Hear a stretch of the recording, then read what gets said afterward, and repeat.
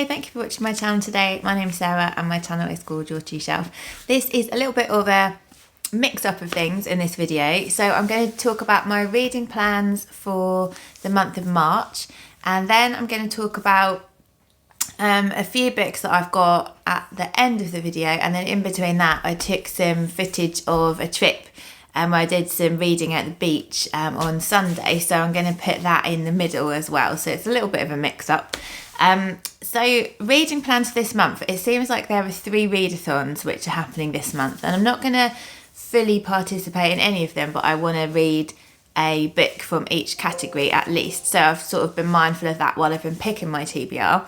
So the first readathon is Readathon, which is one that I know that Heather from Soggy Expat Book Nerd and Sian and Bet from Past Storytime do each year. And this is basically about reading books by Welsh authors or books set in Wales. And so I have chosen with that in mind. There's also the Irish Readathon, and there is Middle Grade March, hosted by Katie at Life Between Words and Krista from Books and Jams. So I've borne that in mind, like I said. So the first thing, I'm also doing what I did last month, about picking like old book, new book, Kindle, audio, borrowed, library, and book club. That's also what I'm doing. So for my library book, I've got the Middle Grade March group book, which is one I mentioned last week, and this is Pony by R J Palacio, so the author of Wonder. And this book is, I think there's some magical realism in here, because this is about a young boy whose father gets taken by a group of men in the middle of the night. His best friend is a ghost, and then he has this horse which he uses to go and try and rescue his father. So that's the group pick, and I'm excited to read that. And there are I'll link Katie's stuff down below, because they are doing like live video discussions and things like that throughout March. Then for my borrowed book, so the borrowed category is for books which are lent to me by people who I keep them on a shelf on my book trolley, and I tend to sort of not see them very much because they're on my book trolley in the middle shelf, and so I want to like make an effort to either read them or give them back if I'm not going to read them. So my best friend lent me this one, and this is Giovanna Fletcher's Letters on Motherhood. So I didn't have any books that were Irish, Welsh or middle grade on this shelf, but seeing as it's Mother's Day this month, I thought this would be a good time to read this one. So for anyone who doesn't live in the UK, Giovanna Fletcher is like a presenter, an author, and she's lovely. And basically, yeah, this is her book about her journey with her 3 sons and her husband.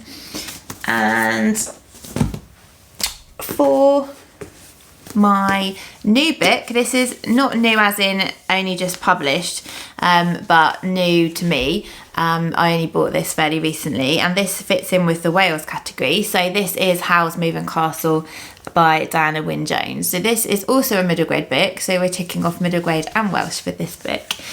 So the back of this says, in the land of Ingari, where 7-league boots and cloaks of invisibility really exist, Sophie Hatter attracts the unwelcome attention of the Witch of the Waste, who puts a curse on her. Determined to make the best of things, Sophie travels to the one place where she might get help, the moving castle which hovers on the nearby hills. But the castle belongs to the dreaded wizard Howl, whose appetite, they say, is satisfied only by the hearts of young girls. So this is obviously kind of famous for being a Studio Ghibli film now, but this is the original book, and yes, I'm looking forward to reading this one. And for my old book, where have I put it? So this is one that I bought because I loved this author as a child, and I'm sure that I would have got this out of the library probably on cassette tape when I was a child. It also fits for Readathon, and it fits for my old book category and middle grade March, and this is The Peppermint Pig by Nina Bawden. So I tend to pick up books that I loved as a child when I see them in charity shops and stuff, because I hope that my kids will love them too. So I know that Nina Bawden spent some time in Wales as an evacuee in the Second World War, and she often sets her books around that time period as well. So I believe that this might be set in Wales as well. So it's basically about a little pig who is the runt of the litter, and the children ask their mum, please can they keep it? And it says it keeps them company through the most difficult years of their lives. And so this is set, I believe, in wartime Britain. And yeah, so that's that one. Then for my Audible, so I've already chosen and started my Audible. For that one, this is also a book that I've had for quite a long time in physical form, but I heard from lots of sources that it's a good one to listen to rather than to read. So I'm listening to the audio, and it is Milkman by Anna Burns. So far, I love it.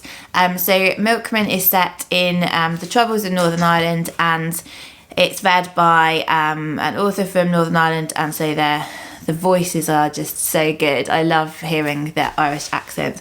And it's kind of, I can see why it'd be difficult to read, because so we don't know the names of any of the characters. So they're all called things like daughter, first daughter, second daughter, mother, almost boyfriend. They're kind of called just like that. They're sort of titles really.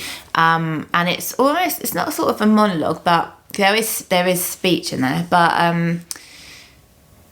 it's kind of like stream of consciousness really, but it's so good, and it's just so interesting to hear about what it was like in those times. But yeah, I don't know, I'm really enjoying it so far. So it's just following our main protagonist. She has been approached twice by a man called Milkman, who isn't a milkman. He is like, I'm not sure if he's a paramilitary, but he's kind of a character that we're suspicious of. He's approached her twice and said, and he knows quite a lot about her, and we don't know why or how. And the community has become very like, they're very gossipy, the community, and they've told all her family that she's having an affair with this man and everything, and she isn't. And she kind of is trying to keep her personal life really private because she doesn't want people interfering with it. But it's, yeah, about different members of the community and stuff, and I'm loving it so far. And then the final one is my Kindle choice. So I think for that I was going to choose, I've got 2 Maggie O'Farrell books on my Kindle, which I thought, seeing as she's Irish, I would choose one of those. So I've got Hamnet, which everybody knows about, and then I've also got The Hand That First Held Mine, which I hadn't heard of. And this is following 2 families, I think 2 women, one from the 1950s and one from present day, whose lives are linked, and I think it's about sort of motherhood, and we don't know how the lives are linked, but obviously it will be revealed during the story. So that's my reading plans for March. I'm now going to cut to my vlog of my time at the beach, and then I will come back and talk about the few, only 3 books that I've hauled. Hello, today it's Sunday, and apologies about the quality of the bouncing around in the video. I don't know if I'll even be able to use this, but we're on the way to the beach because it's a beautiful day today. It's sunny for the first time in absolutely ages, and we thought we'd make the most of it and come to the beach. So that's what we're doing. And I'm reading this book, which is The Crossing Places by Ellie Griffith, and this is a good book to be reading for today because it's set in North Norfolk, which is where we're going. So yeah, it's nice to be reading somewhere. Oh god, sorry about the roads. It's nice to be off to where I'm reading about. So that is my book club choice. It's a crime book. It's the first in the Dr. Ruth Galloway series, so if I like it, then I've got a new series to start. The only thing I would say so far, it's enjoyable, but it keeps mentioning her weight, and that's really napping me off at the moment. It keeps mentioning how heavy she is and her size, and she keeps talking about her weight. Not she does, the narrator keeps talking about her weight all the time, which is really not even relevant to the story, so that's peeing me off. But apart from that, I'm enjoying it. So I'm going to turn the camera around to show you a little bit of the Norfolk countryside, and then I will obviously take you with me to the beach.